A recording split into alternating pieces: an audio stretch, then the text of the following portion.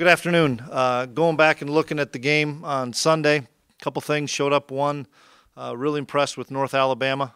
I thought they were extremely talented on the defensive side of the football, had good guys up front, and really ran maybe better than what we saw on film. And then offensively, I thought their skill guys were really good. I think the one distinct advantage that we did have was our defensive line against our offensive line. And maybe we were that much better at that spot, or maybe that's just we are that good at D-line. I really like the guys we have there, and they obviously created a ton of problems for those guys. And so happy to get the win, and it was challenging, obviously, when you have the open week in between the two games. I think it's always you're always fearful of maybe not getting off to as fast a start as you'd like to, and it took us a while to settle in there, but happy to get the win. Now we're into a routine and rhythm, which I think coaches like, players like, and we'll move forward starting today on a really good Delaware team that obviously from the CAA is a great conference, and they're I would say an upper-level Valley school. I'm very familiar with Danny Rocco. He and I serve on the same committee and on the board, and I know what a great coach he is, great man he is, and he'll have the guys ready to play. It's very similar to what we do offensively. They want to run the football to set up the pass, so we've got to do a great job of stopping the run. And then defensively, they're really sound, very physical, great tackling defense. So it's going to be a great game, great atmosphere in the Fargo Dome. You mentioned Danny Rocco, coach. Do you see a lot of similarities between the Richmond team he brought up here in 2015 and his squad in Delaware this year? Well, I don't remember that specific squad as well from Richmond, but I just see the similarities schematically of what he's doing at Delaware, and the fact that the thing that I saw, I think I looked at this even during the open week, how many seniors they have starting. I want to say it's 16, 17 seniors they have starting, and obviously he didn't recruit those guys, but he's inherited that group that there's a lot of talent, there's a lot of leadership, great veterans on there, and you have that many seniors starting. It tells you an awful lot about the culture of their program, and I know that they're prepped and primed for hopefully for a playoff run.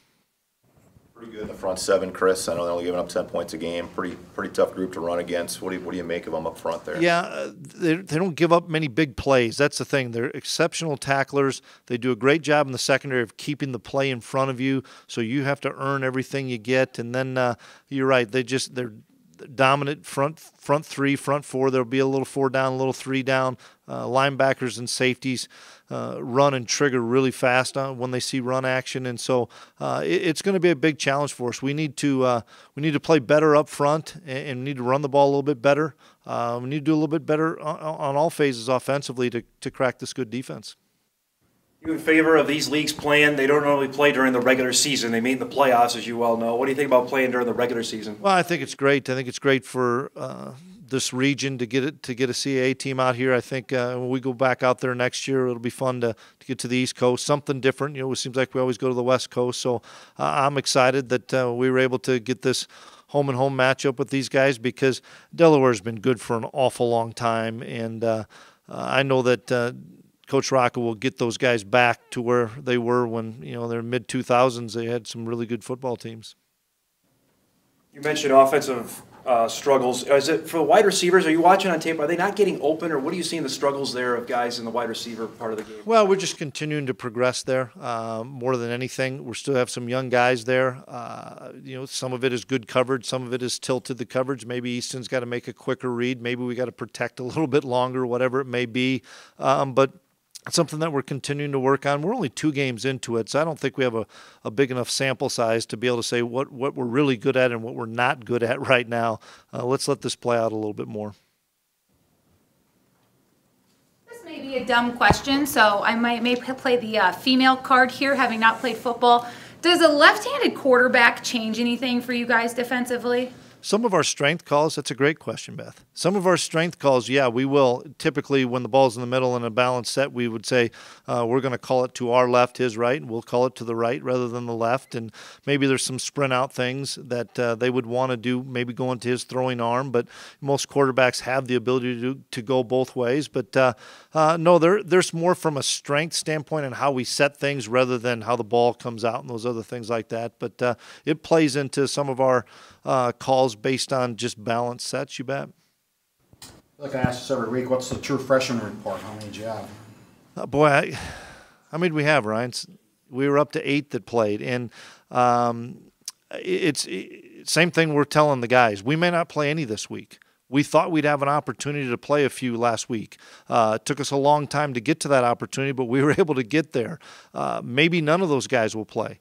We still plan on redshirting the lion's share of our guys. And every week in practice, just like we're going to starting tomorrow, we're going to do really an inexperienced NDSU versus NDSU for the next month at least, because we're going to find some guys that maybe can help us this week or maybe can help us 3 weeks from now.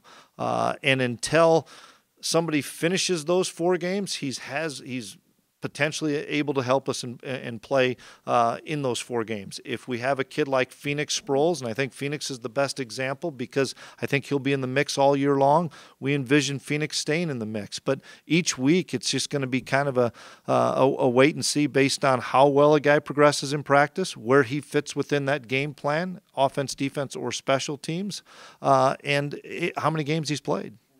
You mentioned this in preseason that they might engage him more in practice. Have you seen that? Absolutely. And I guess the biggest reason I say that is we'll go a scout team look and where all the freshmen are down on the scout team, and then we'll stop it and say, okay, really NDSU young guys, that could be a freshman, a redshirt freshman, redshirt sophomore against the defense of the same class, and we're just doing a fall camp script because we want to see in our base offense and our base defense how well those guys are doing, how much have they progressed, so they're not just seeing cards and thinking they're a scout team guy, because we don't know. We're knock on wood, we were pretty healthy this week, but if we'd have lost a guy at position whatever, boy, we maybe need that kid to come in and play this week. Maybe the guy's a 2-week injury and we need a guy to play for 2 weeks.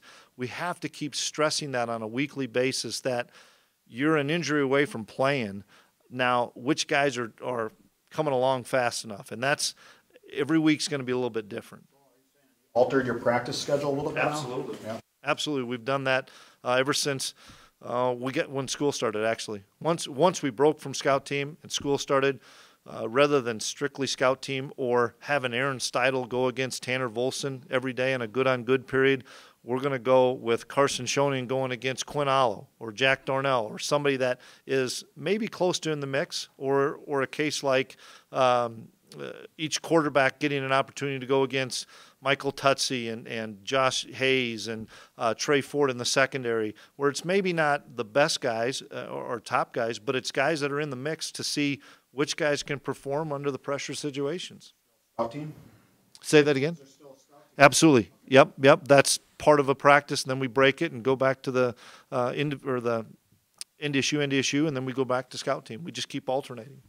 How much more difficult is that going to make prep, do you think, later in the year, not knowing exactly what personnel is going to be out there and how limited maybe some film is on some freshmen? All of a sudden, there they are somewhere, and they show up, and you're not – I mean, I know schematically things probably don't change a lot, but personnel-wise it probably does. When we look at an opponent you're talking about, probably not a lot. I don't think, it's not like we're going to change everything we do because Kenneth Chanel is going to play a snap or two at a slot receiver. We're still going to do what we do, and I think most teams are like that.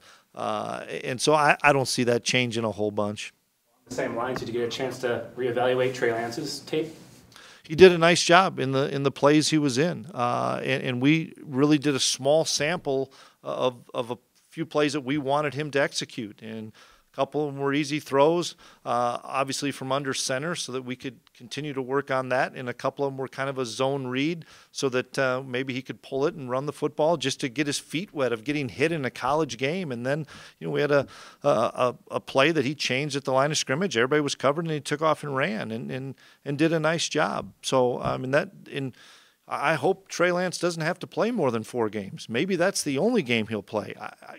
still think Easton Stick's a pretty good player. And if the games are all close, Easton Stick's going to play the rest of the season. In August, Coach, you talked about the emphasis on special teams going into this season. Through 2 games, is that something you guys are happy with where the special teams are at? Really pleased with Coach Gazer's groups and Coach Roll's groups. As we watch it and look at an awful lot of tape on Sundays of our special teams, we're really flying around well. We still need some technique things that we have to get cleaned up, but the energy and emotion that our guys are playing with on teams is really good. Garrett Wagner's turning into a pretty good punter. He's still young, but we like what Wags is doing. Ross Kennelly's doing a nice job on short and deep snaps. He made a nice tackle on punt. I'm really pleased with Adam Cofield, who's on kickoff making some plays. Jackson Brown's doing a great job. Ty Brooks is doing an exceptional job. Tutsy. We have a number of guys that are in the mix for us, and it's creating great competition. I know they snapped it over the punter's head, but Spencer Wagey had it blocked. They didn't block Spencer, and he was in the A gap, and he probably would have tackled the punter. He was the fastest one off the football at 6'5", 260 pounds. He beat every DB we had off the football. The punt was blocked, so we're emphasizing it. We're continuing to improve upon it. We still need to work on our kick return. It's just didn't get enough opportunities with kick return. Hopefully we don't continue to have very opportunities at kick return. And then this was the first game where I really saw the fair catch rule come into play. I was surprised at how much it came into play. And then on their last kickoff, we had all of our starters off, had a bunch of backups. We were going to fair catch that last one. Decision before halftime to kick the field goal, is that kind of a flow of the game? You get that third score, you feel pretty good at halftime, up 3 scores? Yeah, we were kind of going back and forth with that decision, as well as the defense was playing. I thought if we got another field goal and got it to 17 points, I didn't see those guys getting 3 scores. Chris, you and I talked before the game, I think on Saturday, about Brock Robbins. What about him makes him a special athlete that now you want to play him at another spot?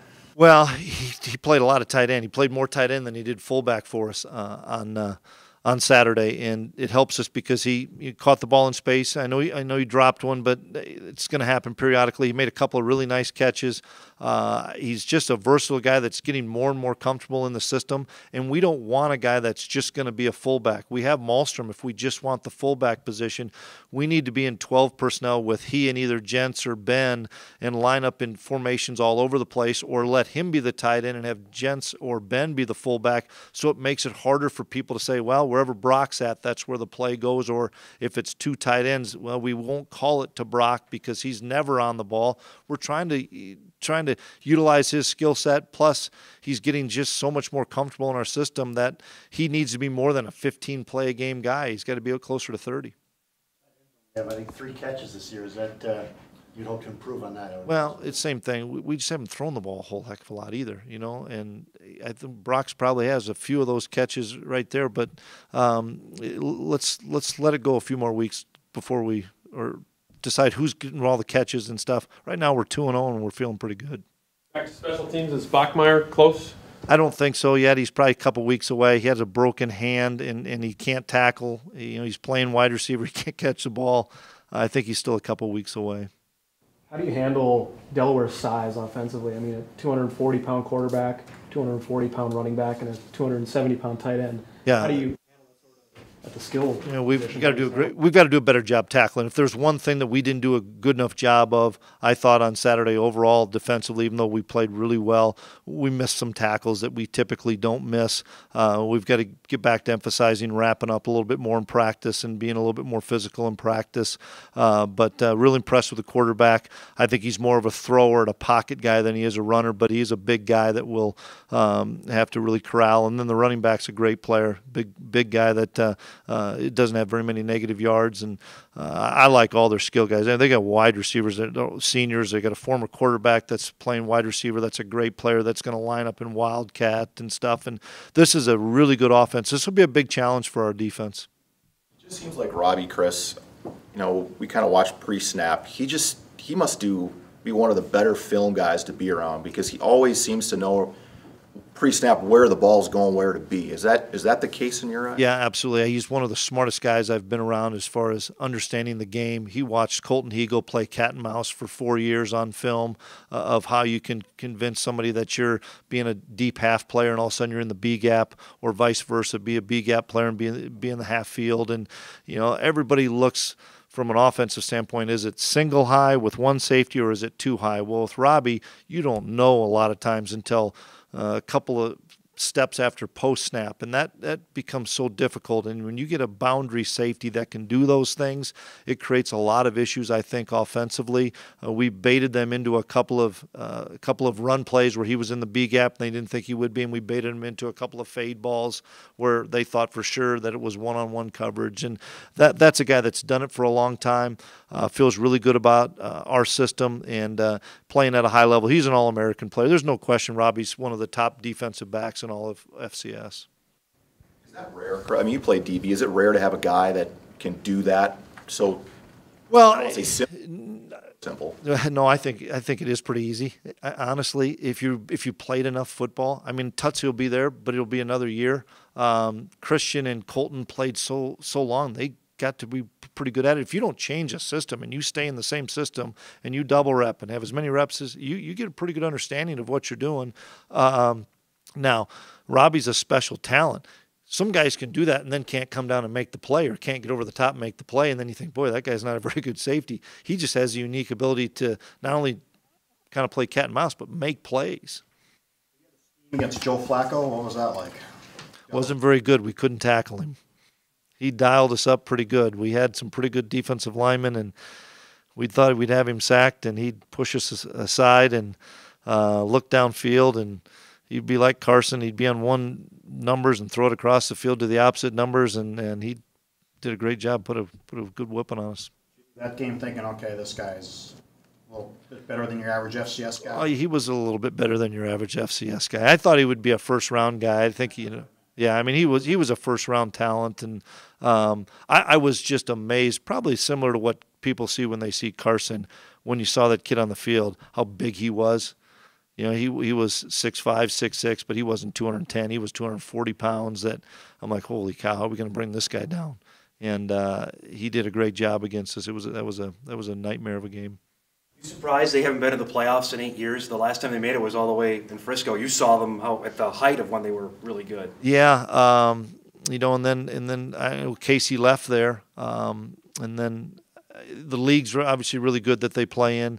I thought it was interesting that Danny left a really good job to go to Delaware, which in his mind was a better job, which tells you a lot about the resources and recruiting area and some of those things that he feels comfortable with. And you watch him on film, and they had no business losing the Rhode Island game. Everybody's going to want to say, how did they lose Rhode Island? Well, Rhode Island put a lot of points up last week, and I think it's no different than our league. Anybody can beat anybody in your league as teams. But they fumbled a couple of times. They dropped a touchdown pass that was wide open. They snapped the ball over the punter's head that cost them a touchdown. Everything that could go wrong went wrong in that game, and they still had an opportunity to win. So they probably should have won that game.